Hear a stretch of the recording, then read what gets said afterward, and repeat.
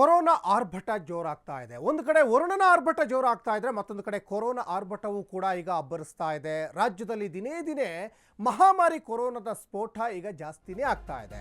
Killer virus ಬಗ್ಗೆ ನಿರ್ಲಕ್ಷ್ಯ ವಹಿಸಿದ್ರೆ ಅಪಾಯ ಫಿಕ್ಸ್ ಅಂತಾನೆ ಈಗ ವೈದ್ಯರು ಕೂಡ ಹೇಳ್ತಾ ಇದ್ದಾರೆ. ಕಿಲ್ಲರ್ ವೈರಸ್ ಬಗ್ಗೆ ಯಾವುದೇ ಕಾರಣಕ್ಕೂ ಕೂಡ ನಿರ್ಲಕ್ಷ್ಯ ವಹಿಸಬೇಡಿ, ಅಪಾಯ ಫಿಕ್ಸ್ ಆಗುತ್ತೆ ಅಂತ ವೈದ್ಯರು ಹೇಳ್ತಾ ಇರುವಂಥದ್ದು.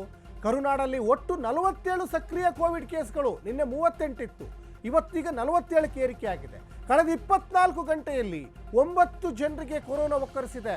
47 ಜನರಲ್ಲಿ 46 ಜನರು ಈಗ ಹೋಮ್ ಐಸೋಲೇಷನ್ನಲ್ಲಿದ್ದಾರೆ. ಕೊರೋನಾ ಸೋಂಕಿತ ಒಬ್ಬರಿಗೆ ಆಸ್ಪತ್ರೆಯಲ್ಲಿ ಚಿಕಿತ್ಸೆಯನ್ನು ಕೊಡಿಸಲಾಗ್ತಾ ಇದೆ. ನೋಡಿ, 38 ಇದ್ದಿದ್ದು 47 ಆಗಿದೆ. ಇನ್ನೂ ಎಷ್ಟಾಗುತ್ತೋ ಗೊತ್ತಿಲ್ಲ. ರಾಜ್ಯದಲ್ಲಿ ದಿನೇ ದಿನೇ ಮಹಾಮಾರಿ ಕೊರೋನಾ ಸ್ಫೋಟ ಆಗ್ತಾ ಇದೆ. ಮತ್ತೊಂದು ಕಡೆ ಯಥೇಚ್ಛವಾಗಿ ಮಳೆ ಬರ್ತಾ ಇದೆ.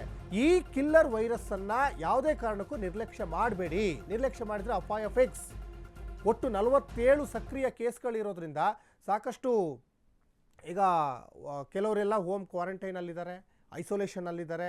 ಅದ್ರ ಜೊತೆಗೆ ಮುಂದೆ ಮತ್ತೆ ಏನಾದರೂ ಲಾಕ್ಡೌನು ಸೀಲ್ಡೌನ್ ಆಗುವಂತಹ ಪರಿಸ್ಥಿತಿ ಏನಾದರೂ ನಿರ್ಮಾಣ ಆಗ್ಬೋದಾ ಗೊತ್ತಿಲ್ಲ. ಯಾಕಂದರೆ ಜನ ನಿಮ್ಮ ಸುರಕ್ಷತೆಯಲ್ಲಿ ನೀವು ಇರೋದು ಒಳ್ಳೆಯದು. ಇನ್ನೊಂದು ಕಡೆ ನೋಡಿ, ಸಾರಿ ಮತ್ತು ILI ಲಕ್ಷಣ ಇದ್ದವರಿಗೆ ಕೋವಿಡ್ ಪರೀಕ್ಷೆಯನ್ನು ಮಾಡಿಸ್ಬೇಕಾಗುತ್ತೆ. ಇದು ಕೊರೋನಾದ ಒಂದಿಷ್ಟು ಗುಣಲಕ್ಷಣಗಳು. ಆಮೇಲೆ ಕೆಮ್ಮು, ಶೀತ, ಜ್ವರ ಎಲ್ಲ ಬಂದಂಥ ಸಂದರ್ಭದಲ್ಲೂ ಕೂಡ ಭಾಳ ಹುಷಾರಾಗಿರಬೇಕಾಗ್ತದೆ. ರಾಜ್ಯದಲ್ಲಿ ಇವತ್ತಿನಿಂದ ಕೋವಿಡ್ ಟೆಸ್ಟ್ ಆರಂಭ ಆಗ್ತಾ ಇದೆ. ಸಾಕಷ್ಟು ಜನ ಆತಂಕದಲ್ಲಿದ್ದಾರೆ. ಸಾರಿ ಮತ್ತು ILI ಪ್ರಕರಣಗಳಿಗೆ ಕೊರೋನಾ ಪರೀಕ್ಷೆ ಕಡ್ಡಾಯ. ಬೆಂಗಳೂರು ಮೆಡಿಕಲ್ ಕಾಲೇಜು ಸೇರಿದಂತೆ 10 ಕಡೆ ಈಗ ಸಿದ್ಧತೆಯನ್ನು ಮಾಡಿಕೊಂಡಿದ್ದಾರೆ. ಅದ್ರ ಜೊತೆಗೆ ಆರೋಗ್ಯ ಸಚಿವರು ಕೂಡ ಈ ಹಿಂದೆ ಒಂದಿಷ್ಟು ಮೆಸೇಜನ್ನು ಪಾಸ್ ಮಾಡಿದರು. ರಾಜ್ಯದ 10 ಕಡೆಗಳಲ್ಲಿ ಕೋವಿಡ್ ಟೆಸ್ಟನ್ನು ಮಾಡ್ತಾ ಇದ್ದಾರೆ. ಇವತ್ತಿನಿಂದ ಶುರುವಾಗ್ತಾ ಇದೆ. ದಿನಕ್ಕೆ 150ರಿಂದ 200 ಕೊರೋನಾ ಟೆಸ್ಟ್ಗೆ ಸೂಚನೆ ಕೊಟ್ಟಿದ್ದಾರೆ. 1 ತಿಂಗಳಿಗೆ ಆಗುವಷ್ಟು ಕಿಟ್ಟನ್ನು ತೆಗೆದುಕೊಳ್ಳಲಿಕ್ಕೂ ಕೂಡ ಎಲ್ಲ ರೀತಿಯಾದಂಥ ಸೂಚನೆಯನ್ನು ಕೊಟ್ಟಿದ್ದಾರೆ. ಇನ್ನು RT-PCR ಕಿಟ್ ಪಡೀಲಿಕ್ಕೆ ಆರೋಗ್ಯ ಇಲಾಖೆ ಆದೇಶವನ್ನು ಕೊಟ್ಟಿದೆ.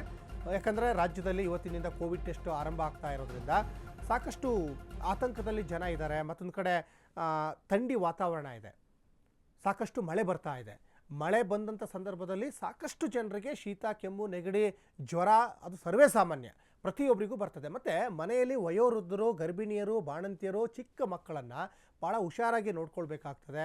ಜಾಸ್ತಿ ಥಂಡಿ ಆಗೋಕ್ಕೆ ಬಿಡಬಾರ್ದು. ಥಂಡಿ ಆಗ್ಲಿಕ್ಕೆ ಬಿಟ್ಟರೆ ಮಕ್ಕಳಿಗೆ ಮತ್ತು ವಯೋವೃದ್ಧರನ್ನೇ ಈ ಕೊರೋನಾ ಟಾರ್ಗೆಟ್ ಮಾಡುತ್ತೆ. ಹಾಗಾಗಿ ಯಾವುದಕ್ಕೂ ಹುಷಾರಾಗಿರೋಣ ಅಂದ್ಕೊಂಡು ಆರೋಗ್ಯ ಇಲಾಖೆ ಅದ್ರ ಜೊತೆಗೆ GBA ಈ ಎರಡೂ ಕೂಡ ಈಗ ಸಾಕಷ್ಟು ಬೆಂಗಳೂರಿನ ಜನರ ಸುರಕ್ಷತಾ ದೃಷ್ಟಿಯಿಂದ ಸಾಕಷ್ಟು ಮುನ್ನೆಚ್ಚರಿಕೆ